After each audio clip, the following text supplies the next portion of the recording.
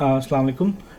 আজকে আমি ইউএসএতে অ্যাডমিশনের জন্য ব্যাচেলার্স আর মাস্টার্সে অ্যাডমিশনের জন্য যেই ডকুমেন্টসগুলো লাগে একটা চেকলিস্ট আছে, এটা নিয়ে কথা বলবো। যারা ব্যাচেলার্সের জন্য অ্যাপ্লাই করতে যাচ্ছেন তাদের জন্য যেই ডকুমেন্টসগুলো লাগে ফার্স্ট ওগুলি নিয়ে বলি। পাসপোর্ট তো অবশ্যই লাগবে, স্টেটমেন্ট অফ পারপাস, এসওপি। সব ইউনিভার্সিটিতে লাগে না, বাট ভালো ইউনিভার্সিটিতে লাগে। হাই স্কুলের সার্টিফিকেট, ট্রান্সক্রিপ্ট এটা লাগবে। ট্রান্সক্রিপ্ট, সার্টিফিকেট বোথ আর ইম্পর্টেন্ট। ইংলিশ প্রফিসিয়েন্সি সার্টিফিকেট যেটা, সেটা হচ্ছে গিয়ে আইএলস, ডুওলিঙ্গো, পিটিই, টোফেল অথবা এমওআই। এমওআইটা সব ইউনিভার্সিটি অ্যাকসেপ্ট করবে না, হাতে গোনা কয়েকটা ইউনিভার্সিটি ব্যাচেলার্সের জন্য অ্যাকসেপ্ট করে। বাট আমার সাজেশন থাকবে যে যারা ব্যাচেলার্সের জন্য অ্যাপ্লাই করতে যাচ্ছেন তাদের জন্য অবশ্যই ইংলিশ প্রফিসিয়েন্সি স্কোরটা থাকে। এতে করে আপনার স্কলারশিপ থেকে শুরু করে, স্কলারশিপ এমওআই দিয়েও পাওয়া যায়, বাট আইএলসের উপর বেস করেও কিন্তু অনেক সময় স্কলারশিপ দেয় কিছু ইউনিভার্সিটি। সো ভালো স্কোর যদি থাকে 6.5, 7.5 এর উপর বেস করে ওরা স্কলারশিপ দিবে। আবার এসএসসি, এইচএসসি জিপিএ এর উপর বেস করে স্কলারশিপ দিবে। যত ভালো জিপিএ তত বেশি স্কলারশিপ। আচ্ছা, সো ইংলিশ প্রফিসিয়েন্সির ভিতরে আইএলসটা সব ইউনিভার্সিটি অ্যাকসেপ্ট করে, ডুওলিঙ্গো সব ইউনিভার্সিটি অ্যাকসেপ্ট করে, টোফেলটাও তো করেই, টোফেলটা আমেরিকান। পিটি মোটামুটি সব ইউনিভার্সিটি, কিছু ইউনিভার্সিটি করে না, বাট মোটামুটি অনেক ইউনিভার্সিটি করে, আইটেপও করে। আর এই তো। সো রিকমেন্ডেশন লেটারের ব্যাপারে বলি। এখানে রিকমেন্ডেশন লেটার এখানে বলা আছে যে একটা অথবা দুইটা, রাইট, ব্যাচেলার্সের জন্য। Some universities may not require LOR, letter of recommendation, right. But ভালো ইউনিভার্সিটি হলে অ্যাটলিস্ট একটা রিকমেন্ডেশন লেটার চাইতে মানে লাগে আর কি। So get a recommendation letter from your teacher. Math teacher থেকে আনা যায়, যদি সায়েন্স ব্যাকগ্রাউন্ড থাকে, বিজনেস ব্যাকগ্রাউন্ড থাকলে বিজনেস টিচার, মানে অ্যাকাউন্টিং, যার কাছ থেকে অ্যাকাউন্টিং টিচারের কাছ থেকে আনা যায়। তারপরে যদি ইকোনমিক্স ক্লাস থেকে নেওয়া হয় তো ইকোনমিক্স থেকেও ইউ ক্যান গেট ইট। এই তো। রিকমেন্ডেশন লেটারগুলো ইউজুয়ালি রিকমেন্ডারের অফিসিয়াল ইমেল থেকে আসার লাগে। অনেক ইউনিভার্সিটিতে ডিরেক্টলি রিকমেন্ডেশন লেটারটা পাঠিয়ে দিলেই হয়। আবার অনেক ইউনিভার্সিটি রিকমেন্ডারের ইমেল অ্যাড্রেসে একটা লিঙ্ক চলে যায় অ্যাপ্লিকেশনের সময়। রিকমেন্ডার তখন ওই লিঙ্কের এগেনস্টে ফাইলটা আপলোড করে দেয়। সো আর রিকমেন্ডারের যে ইমেল অ্যাড্রেসটা, ওটা যেন জিমেল, ইয়াহু যেন না হয়। এখানে বলা আছে the official email account should be mentioned in the recommendation letter. That means like, এখন বাংলাদেশে দেখা যায় যে অনেক এসএসসি, এইচএসসি যে স্কুলগুলো, তো ওখানে অফিসিয়াল ইমেল অ্যাড্রেস ইউজ করে না, ইয়াহু অথবা জিমেল ইউজ করে। সো সেই ক্ষেত্রে ব্যাচেলার্সের ক্ষেত্রে ইউজুয়ালি কোনো প্রবলেম নেই, মাস্টার্সের ক্ষেত্রে এটা ইম্পর্টেন্ট। সো এটা আর কি, you have to keep this in mind, okay. But usually ব্যাচেলার্সের জন্য প্রবলেম নাই। সিভি ইউজুয়ালি লাগে না, বাট কিছু ইউনিভার্সিটি ব্যাচেলার্সের জন্য এটা চাইতেও পারে। আর হচ্ছে কি ব্যাংক স্টেটমেন্টটা অনেক কিছু ইউনিভার্সিটিতে অ্যাপ্লিকেশনের সময় লাগে, খুবই কম সংখ্যক ইউনিভার্সিটি, বাট কিছু ইউনিভার্সিটি চাইতে পারে। বেশিরভাগ ইউনিভার্সিটি অ্যাকসেপ্টেন্স লেটার আসার পরে চাইবে। সো অনেক ইউনিভার্সিটি ব্যাংক স্টেটমেন্টের সাথে সলভেন্সি সার্টিফিকেটও চাইতে পারে। সো যখন ব্যাংক স্টেটমেন্টটা ব্যাংক থেকে তুলবেন তখন just get the solvency letter as well, just in case if you need it. So এটা গেল ব্যাচেলার্সের আরেকটা ব্যাপারে বলে দিই, সেটা হচ্ছে গিয়ে ব্যাচেলার্সের অ্যাডমিশনে কিছু ইউনিভার্সিটি 1 সপ্তাহ থেকে 2 সপ্তাহের ভিতরে অ্যাডমিশনের ডিসিশন দিয়ে দেয়। আবার অনেক ইউনিভার্সিটি 1 মাস 2 মাসও সময় নিয়ে নেয়। সো ডকুমেন্টস যত তাড়াতাড়ি আপলোড করা যায়, অফিসিয়াল ট্রান্সক্রিপ্ট যদি দেওয়ার প্রয়োজন পড়ে, অফিসিয়াল ট্রান্সক্রিপ্ট এইচএসসি, এসএসসি যত তাড়াতাড়ি দিয়ে দিবেন।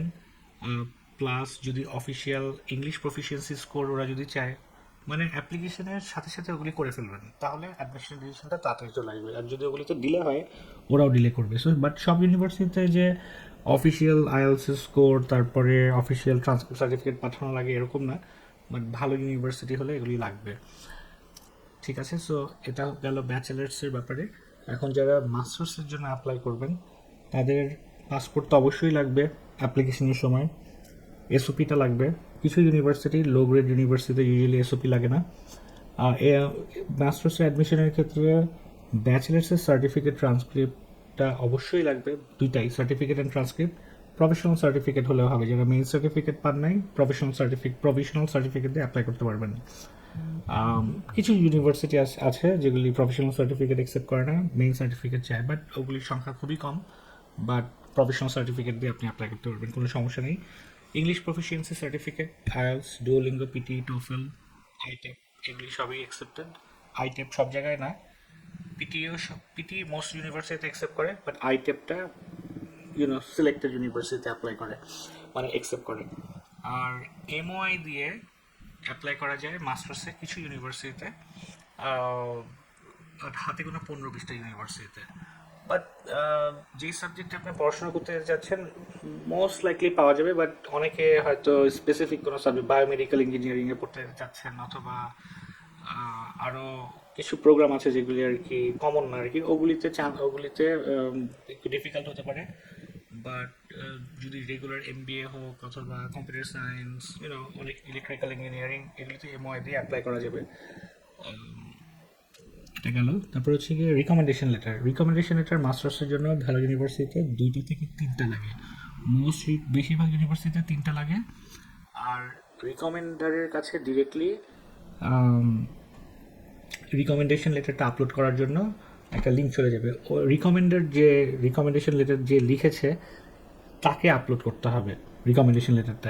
নিজের থেকে বেশিরভাগ ইউনিভার্সিটি নিজের মানে স্টুডেন্ট নিজে যদি আপলোড করে দেয় অথবা ইমেল করে দেয়, ওটা অ্যাকসেপ্ট করে না। আর রিকমেন্ডেশন লেটারটা মেক শিওর যে ইউনিভার্সিটির যে মানে রিকমেন্ডারের অফিসিয়াল ইমেল থেকে যেন আসে। এখন রিকমেন্ডেশন লেটার একাডেমিকও হতে পারে, যে ইউনিভার্সিটিতে আপনি পড়াশোনা করছেন, অথবা আপনি যদি কাজ করেন কোথাও, আপনার বস অথবা কলিগ থেকেও নিতে পারেন। But make sure Yahoo Gmail যেন ইউজ না করা হয়। যদিও ইয়াহু জিমেল কিছু ইউনিভার্সিটি অ্যাকসেপ্ট করে, but try to use their official email address. So এটা গেল। যারা কাজ করতেছেন অথবা করেছেন, তারা যেখানে কাজ করেছেন ওখান থেকে একটা রিকমেন্ডেশন লেটার নিয়ে নিতে পারেন। এতে আর যেন সিভিতেও যেন আপনার সিভিতে আপনার যখন সিভিটা ইম্পর্টেন্ট মাস্টার্সের ক্ষেত্রে, আপনার job experience certificate, work recommendation letter, you can use that, but সিভিতে আপনার জব রেসপন্সিবিলিটিসগুলো যেন অ্যাড করা থাকে, এটা ইম্পর্টেন্ট। আর এসওপিতেও আপনি আপনার জব এক্সপিরিয়েন্স সম্পর্কে আপনি একটা প্যারাগ্রাফে উল্লেখ করতে পারেন যে আপনি কী করতেছেন এখন এবং কেন পার্টিকুলার একটা সাবজেক্টে আপনি পড়াশোনা করতে যেতে চান, রিলেভেন্স আর কি, যে how did you decide to study MSc in data science, like you probably came from mathematics background, that's why you want to study data science, or maybe you're working with data right now at your current job. You can use that. Okay. সিভিটা important. আমি তো বললাম যে সিভিতে যেন ডিটেলসে লেখা থাকে আপনার যে কোম্পানিতে কাজ করেন, কবে থেকে কতদিন পর্যন্ত কাজ করেছেন, তারপরে জব রেসপন্সিবিলিটিসগুলো, ডেজিগনেশন কি। এটা মাস্টার্সের জন্য ইম্পর্টেন্ট। 2-3 বছর যেটাই আপনি কাজ করে থাকেন, just add that to your CV.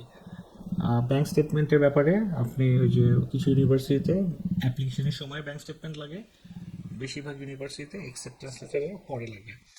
এখন ব্যাঙ্ক স্টেটমেন্টটা ইউজুয়ালি ইউনিভার্সিটির উপর ডিপেন্ড করে ব্যাঙ্ক স্টেটমেন্ট কত শো করতে হবে। ইউজুয়ালি কস্ট অফ অ্যাটেন্ডেন্সে যেটা দেওয়া থাকে, মানে ধরেন আপনি এখানে অ্যাড করা থাকবে পড়ার টিউশন ফির খরচ 1 বছরের থাকা খাওয়ার খরচ, ইন্স্যুরেন্স, তারপরে ট্রান্সপোর্টেশন এবং বই, যেগুলি মানে পড়াশোনা 1 বছরে যেই কয়েকটা বই কিনতে হবে, এটার একটা estimated cost plus tuition fee. এটা সহ যত দেখানো হয় অতটুক পরিমাণ দেখালেই যথেষ্ট, বাট বেটার একটু বেশি দেখালেই বেটার। এটা গেল। এখন ইউজুয়ালি এটাই এনাফ। কিছু ইউনিভার্সিটি অবশ্য, স্পেশালি নিউ ইয়র্ক এবং নিউ জার্সিতে, আপনার এই প্রুফ অফ ইনকাম দেখাতে হয়। সো যদি স্পন্সর যদি চাকরিজীবী হয়, তাহলে স্যালারি সার্টিফিকেট, ব্যাঙ্ক স্টেটমেন্ট যেখানে টাকা স্যালারি ঢুকে, আর tax return, that's good enough. আর যদি স্পন্সর যদি ব্যবসায়ী হয়, তাহলে ট্রেড লাইসেন্স, লাস্ট 3 ইয়ার্সের tax return, business bank statement. এগুলি সাধারণত প্রুফ অফ ইনকাম।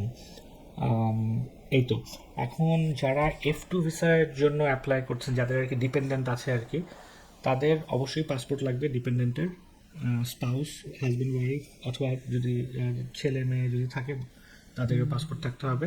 1 মাসের বাচ্চা হলেও পাসপোর্ট লাগবে। ম্যারেজ সার্টিফিকেট লাগবে ইংলিশে, যেটা নিকানামা বলে, নীল রঙের একটা কাগজ, এটা ইংলিশে হতে হবে।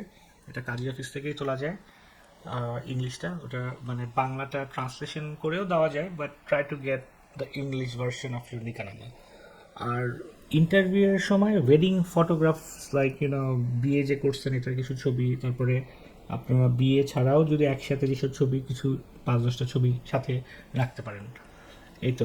সো মোটামুটি এই সব ডকুমেন্টসগুলোই লাগে, মানে এগুলিই লাগে, এর থেকে আর বেশি কিছু লাগে না ইউএসের জন্য। আর আপনার ইন্টারভিউতে বাকিটুকু আপনাকে প্রুভ করতে হবে যে that you really want to study in a particular subject in a particular university and you have enough money to study the USA. এটা যদি আপনি ওরা যদি আপনার কথা শুনে যদি বিশ্বাস করে, আর দ্যাটস ইউজুয়ালি গুড এনাফ, তাহলে আপনাকে ইউজুয়ালি ভিসা দিয়ে দেয়। এরপরে ওরা ব্যাকগ্রাউন্ড চেক করে আপনার সোশ্যাল মিডিয়া থেকে, আপনার এনআইডির এগেনস্টে, আপনার পাসপোর্টের এগেনস্টে। তারপর আপনার সাথে কথা বলবে, আপনি কোন ইউনিভার্সিটিতে অ্যাপ্লাই করলেন, এগুলি সব কিছুই, প্রতিটা জিনিসই ম্যাটার করে।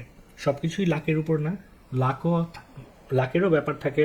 লাকটা বেসিক্যালি এটাই যে আপনি যখন ইন্টারেক্ট করতেছেন, ভিসা অফিসার আপনাকে কীভাবে পারসিভ করতেছে, আপনি কীভাবে জাজ করতেছে, এটাই লাক। যদি ওর মেজাজ গরম থাকে, নেগেটিভলি চিন্তা করতেছে হয়তো, তখন আপনার লাক খারাপ, হয়তো ভিসা দিল না। বাট আপনার যদি লজিক্যাল অ্যান্সার হয় যে, কারণ ইউএসএতে পড়তে যাচ্ছেন, এখানে একটা বড় একটা খরচ, লাইক অ্যাটলিস্ট মাস্টার্সের জন্য তো 30-40 লাখ টাকা, একদম চিপেস্ট ইউনিভার্সিটিতে গেলেও 2 বছরে কিন্তু থাকা খাওয়া সহ 30 লাখ টাকার মতো খরচ হয়ে যাবে। আরও বেশি হবে। আর ভালো ইউনিভার্সিটিতে যেতে গেলে আরও বেশি খরচ হবে। প্রতি বছরের টিউশন ফিতেই $15-20 হাজার, plus living cost, health insurance cost, transportation, books and everything. So it is an investment. So you should be এটার জন্য এমন প্রিপারেশন থাকা উচিত যে ইন্টারভিউটা এমন হওয়া উচিত যে যেন আপনাকে বিশ্বাস করে, right?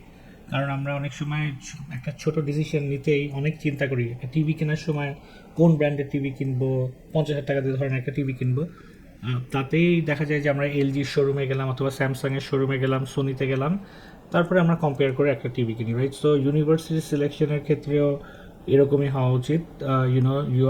It's not a product, you are buying a service, education is a service, right?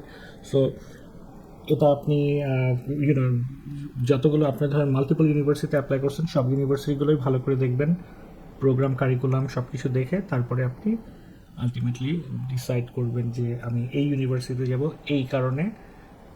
এটা কারণ অনেকগুলোই থাকতে পারে, বাট প্রোগ্রাম, যেই প্রোগ্রামে যাচ্ছেন ওটার উপর ফোকাস করবেন। কোন ইউনিভার্সিটি যাচ্ছেন, এই প্রোগ্রামে এই ইউনিভার্সিটিতে আমি যাচ্ছি, কেন যাচ্ছি, এটার জন্য লজিক্যাল অ্যান্সার থাকতে হবে। সো ইন্টারভিউ ব্যাপারে আমি I will make another video, but চেকলিস্টের ব্যাপারে আর কি এটাই আমার বলা ছিল। So just follow this checklist, you should be fine. Thank you, see you again.